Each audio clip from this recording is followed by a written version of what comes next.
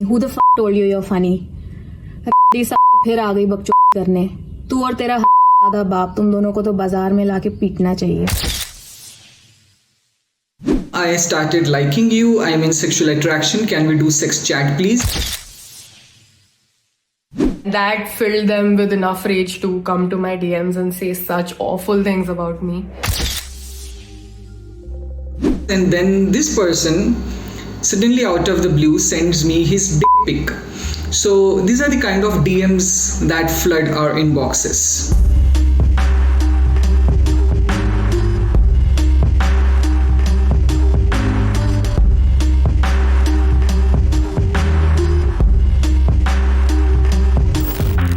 I thought that this is one person who's just having a really bad day, or It would be like, oh shit, have I said something wrong that has offended someone? I mean, it was two things. I was questioning myself that what did I do that brought about such a reaction in this person, and Would someone tell that to me if they had met me face to face and would have conveyed the same kind of message in the same language? then two, what are they going through that they're having to resort to this kind of discourse?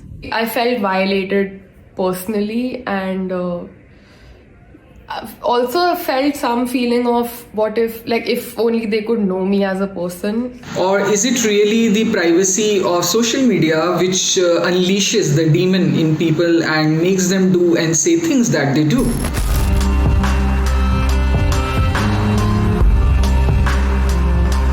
It definitely became like threefold since I became a mildly popular public figure. I think any woman who is online on social media and is expressing her opinions is targeted irrespective of whether she's a public figure or a common person. And I always say this, I'm like, I'm a public figure, I'm not a public toilet, so don't expect me to tolerate. More people who don't like people like me or outspoken women like me are finding reason to come and disagree in not so civilly disagree, but yeah, disagree with me in my DMs. We still live in a patriarchal society, and the opinions are still tinted that ways, where they wouldn't really want women to open up on social media with the views and opinions that they really care for.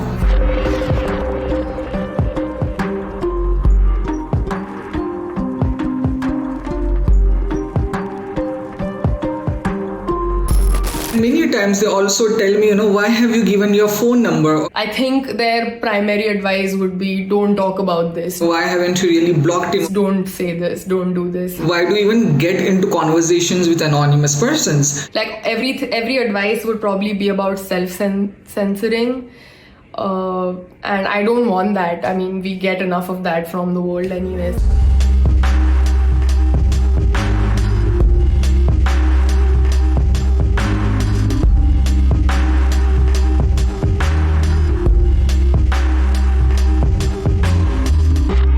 Online platforms will 8 out of 10 times fail you when you try to report abuse, because I mean, if they were successful, there would be no abuse, honestly. Nothing seems to violate their community guidelines. A couple of them may get addressed with, just suspension of the account of the person for a few days at the most. I don't really know what are like actual consequences that people might face if they are being hateful to you in your DMs. So a lot of times you do feel a little bit like defeated, or you feel like this was pointless. The easiest thing to do is just to block and forget. I don't want to say that you have to be okay with it, but like you have to assess how harmful or immediately dangerous it is to you. Like if it is a rape threat, I would like for it to be investigated immediately. But I would really advise everyone, take it up legally, Hold them accountable for this, because the internet is not their toilet,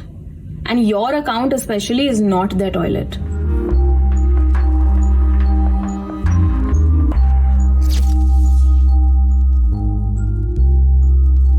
I tend to overthink now. Definitely the more hate you receive, the more you retract.